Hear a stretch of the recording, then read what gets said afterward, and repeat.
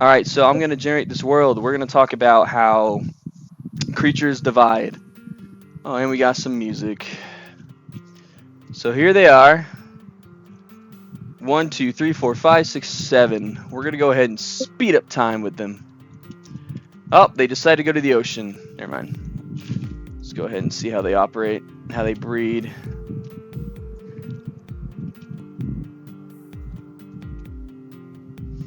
It's been a little bit since I played the game. All right, some died. 148, 150. They tend to increase fairly quickly.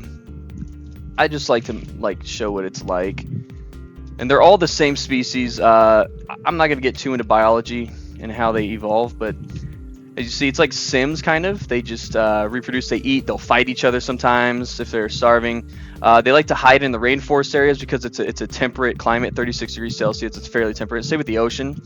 Now here in the desert, none are going to live in the desert unless they somehow evolve to become really, strong in the desert, which is kind of rare. But yeah, for now, they're going to be in the jungle. And they're going to keep breeding. And as far as I know, yep, they just keep increasing through breeding. They kind of look like bacterium, but yeah, they keep breeding. As you can see, it's in the rainforest areas. Some are in the water, but they're not really made for the water yet unless they particularly evolve into the water. But yeah, this is where most of them hang out, in the tropical rainforest only. They don't really like the savanna. They don't like the mountains or hot deserts. Nor do they really like the grasslands too much. They like where there's a lot of vegetation and food and other creatures to kill and eat. But I want to mention something about how there is math with how these creatures keep building up, right? They just keep building and building and mating. And they're just, look at them, they're like so crowded, and right, overcrowding happens, they die. But that's beyond the point. I want to talk about bacteria because they look like a bunch of cells dividing, right? They kind of divide, they mate. And from here, they go ahead and they breed and breed. I use the mathematical exponential formula by using 2 to the 0 plus 2 to the 1 plus 2 to the 3, right? And it just adds up and adds up more and more. And so it's known as a geometric series and modeling binary fission. Bacteria tend to reproduce by splitting, while organisms, we have to reproduce. We can't just split, But each generation is pretty much taking the value n and equaling that to 2 to the power of n. And that's how they exponentially increase. Like, there's a lot of math behind it. And so that's where we jump into the topic of calculus. Awesome.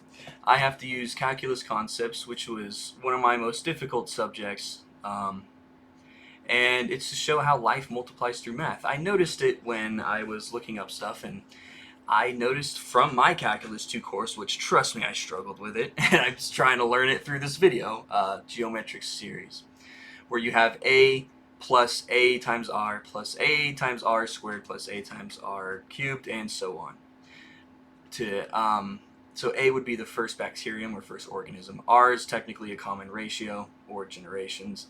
And as you see, the sum of a finite geometric series. This, I did bad on my exam, I remember. I couldn't learn this one, so I'm glad to be able to teach it, to teach myself as well.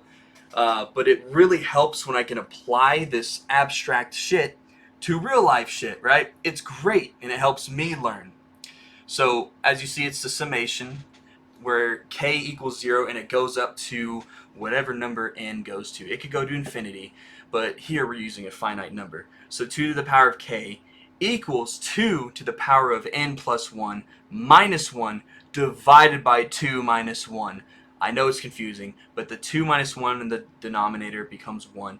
Anything divided by 1 is itself, so 2 to the power of n plus 1 minus 1 is the sum of that geometric series. And as you see here, if you start off with 0 generations and you have 1 organism, you just plug in where the generations is 2 to the power of 0 plus 1 minus 1, which equals 1, and so forth. Now it's generation 1. You have 2 organisms, they split, or they mated, or God took, Adam's ribcage and created a female. However way you want to interpret it. So then with 2 organisms, you have 2, 1 plus 1, which is 2 to the power of 2, which is 4, minus 1 is 3, right? And so on. 2 generations, 4 organisms, 3 generations, 8 organisms, and the total is pretty much the total amount of organisms that existed from the previous generations. And as you can see, that exponentially grows to a lot, and that's what was happening in the video.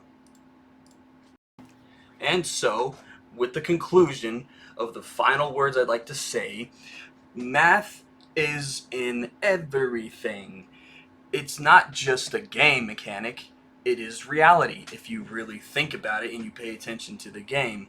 Now, don't get me wrong, the game is janky and there's still a lot of funny things, and like, if I want to manipulate genes, I can't. That's extremely hard to do, even with the little center uranium thing.